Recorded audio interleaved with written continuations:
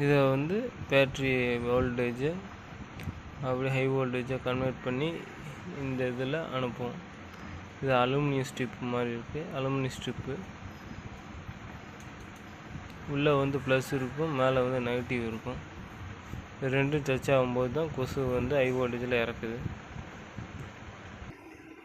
பாருங்கள் நண்பர்களே, இதில் வந்து லெட் ஆசிட் பேட்டரி யூஸ் பண்ணியிருக்காங்க. Sigma celled lead acid battery recharge பண்ணி போட்டிருக்காங்க. பார்த்திங்கன்னா 4 வோல்ட்டு 0.5 mAh. இதனால தான் சார்ஜ் வந்து டக்குன்னு சார்ஜ் ஆனாலும் இது வந்து சீக்கிரம் வந்து ரெடியூஸ் ஆகிடுது. மேக்ஸிமம் 300 இப்போ லேட்டஸ்ட்டான பேட்டரியான லித்தியம் அயனு இல்லாட்டா பெரோ பாஸ்பேட் யூஸ் பண்ணியிருந்தால் இன்னும் நல்லா இருந்திருக்கும். நல்லா